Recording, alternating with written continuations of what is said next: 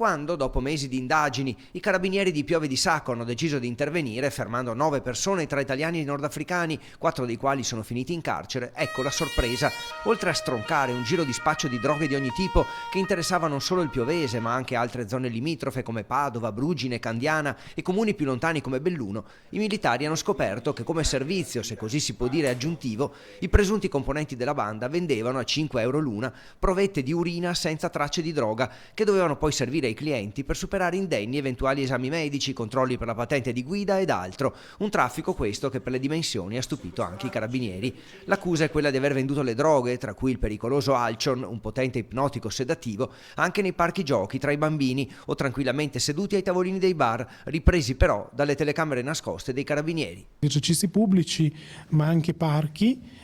pubblici, è emerso parchi pubblici della zona del Piovese dove questi soggetti incontravano i clienti anche alla luce del giorno, in talune circostanze anche alla presenza di minori che giocavano all'interno del parco.